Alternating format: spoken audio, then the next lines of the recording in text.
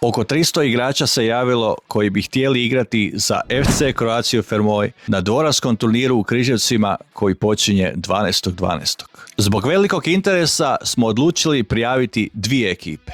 Prva ekipa koja se zove FC Croatia Fermoj, u kojoj imamo sigurni 6 igrača, gdje tražimo još 4 do 6 igrača da nam se priključe. Kroz sljedeća 3 dana javit ću se vama koji ste zainteresirani da igrate za nas. I sljedeću srijedu na večer organiziramo termin u Križevcima. Neću javno otkriti lokaciju u kojoj dvorani ćemo imati termin, gdje će nas ukupno biti oko 20-25 i kroz taj termin ćemo saznati ko može i hoće igrati za nas. I glavni uvjet je da moraš doći na taj termin sljedeću srijedu u Križevce ako hoćeš igrati za nas na dvoranskom turniru u Križevcima. Ako si ozbiljan da dođeš na termin, onda ćeš igrati u dvorani.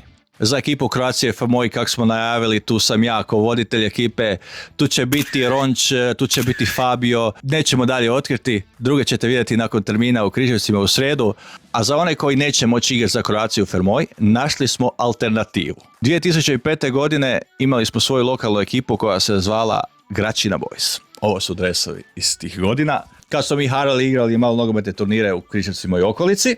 Ovo su novi dresovi od Gračina Boys. Druga ekipa će se zvati Gračina Boys. U ekipi Croatia Fermoj i u ekipi Gračina Boys bit ću na klupi. To znači da ću snimati vlogove za Croatia Fermoj i za Gračina Boys ekipu. Biće videa, bit će dobre zezancije, to nam je cilj ovog svega, da se družimo, da igramo taj mali nogomet i jednostavno pokrenemo možda neke više za sljedeću godinu.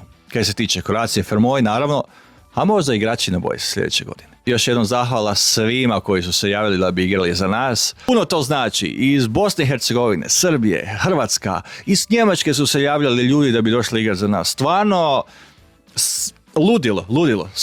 Hvala svima. Evo, ovo puno znači, stvarno puno znači. Čudo ste i hvala svima koji su se javili na TikToku, Instagramu, Facebooku, mailove slali da hoću igrati za nas. Da napomenem, ne možemo plaćati mi putne troškove, ne plaćamo igrače, samo želimo kupiti ekipu, dobro se zabaviti, a naravno ne idemo se samo zezati, pokušat ćemo i neke napraviti. Nadamo se zabiti neki gol, a možda i proći skupinu. Sve moguće, lopta je okrugla. A u drugoj ekipi Gračina Boys tu će biti većinom na klupi lokalni dečki iz sela Gračina, otkud i ja jesam, koji smo nekad igrali, ali sad smo malo se zapustili, pa se ne bi baš sramotili na terenu, ali imamo želju i volju da okupimo i tamo dobru ekipu i idemo igrati, loptat se i družiti na dvoranskom malonogometnom turniru u Križevcima. Još jednom hvala svima i čujemo se kroz ovaj vikend i vidimo u srijedu, a nakon toga na turniru.